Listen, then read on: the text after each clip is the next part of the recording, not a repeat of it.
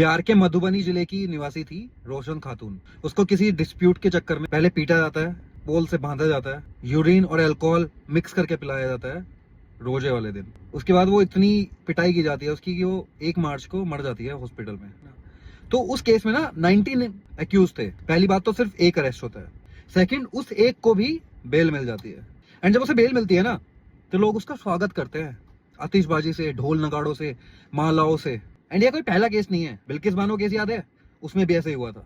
और जैसे आसाराम जैसे लोग जब बाहर आते हैं तब भी ऐसे ही होता है। आसाराम एक कन्विक्टेड रेपिस्ट है और फिर भी लोग उसे बापू बोलते हैं। और जब वो जेल से बाहर आया तो इतनी हुजूम जुड़ गया लोगों का, मतलब लोगों को सीधे सीधे दिखाई नहीं देता। चलो किसी पे कोई एक्यूज है लेकिन प्रूव नहीं हुआ, फिर भी हम मान सकते हैं कि मे बी जैसे होता है ना, नॉट गिल्टी टिल प्रूवन, है ना, मान लेते हैं। लेकिन कन्विक्टेड होने के बाद भी ये सब हो रहा है इंडिया में। इन सब चीजों को अलाउ कौन करता है? मतलब अगर कोई जेल से बाहर आ रहा है, भीड़ है बाहर, तो जो ये प्रशासन है वो देखते क्यों नहीं ये सब चीजें? मतलब कैसे होने दिया जाता है? शादी में तो 10 बजे के बाद तुम डीजे नहीं बजने देते, लेकिन इन सब चीजों के लिए तुम अलाउड कर देते हो भीड़ को आके इनका स्वागत करने के लिए। और एक मुखिया का बेटा है वो, तो मुखिया का बेटा है तो कहीं ना कहीं तो उसके पॉलिटिकल इन्फ्लुएंस होगा जिसकी वजह से ये सब हुआ, प्रेशर होगा कहीं ना कहीं से, तभी जस्टिस नहीं हुआ और वो बाहर आ गया, है ना। एंड अब ऐसा होगा कि कुछ सालों बाद उसे भी कहीं से टिकट मिल जाएगा और वो भी कहीं का विधायक या सांसद बना बैठा होगा। मतलब मजाक बना दिया है। और बात करते हैं हम महिला आरक्षण की, महिला सशक्तिकरण की, समानता की। ऐसे जब तक इतनी घटिया मानसिकता है लोगों की, तो कैसे सोच सकते हो कि ऐसा कुछ होगा? एक कोई बिल लाने से हो जाएगा क्या? जस्टिस तो दिला नहीं पा रहे लोगों को। अगर तुम्हारी बहू, बेटी, भाई बहनों के साथ ना कुछ ऐसा हो जाता है तो जस्टिस तो एक्सपेक्ट मत करना, अगर तुम बहुत रईस ना हो या तुम्हारे पॉलिटिकल इन्फ्लुएंस ना हो, बट तुम्हें टिकट जरूर मिल जाएगा। एंड मेरा सबसे बड़ा क्वेश्चन तो उन लोगों से है, मतलब छोड़ो जो एक्यूज है उसने तो किया ही है, लेकिन जो उसे हीरो बनाने आ जाते हैं वो कैसे लोग हैं?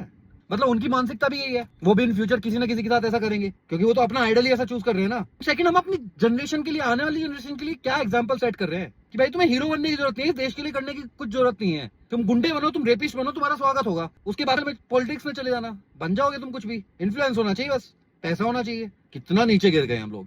एंड धरना दे रहे हैं महिला आरक्षण बिल के लिए, इन सब चीजों के लिए, है ना। पहले यहाँ तो सुधार करो ना। जब तक इतनी छोटी छोटी चीजों में सुधार नहीं होगा, लोगों को इंसाफ नहीं मिलेगा, क्या फायदा ऐसे बिल को लाके भी? क्या कर लोगे तुम? ढंग का कानून तो बन नहीं रहा है। किसी को गुड बिहेवियर पे छोड़ दे रहे हो, किसी को गुडविल पे छोड़ दे रहे हो। आसाराम को पता नहीं बेल मिल चुकी पिछले अभी रिसेंट टाइम में, जेल से बाहर ही रहता है वो संत राम रहीम कौन है, गुरमीत सिंह।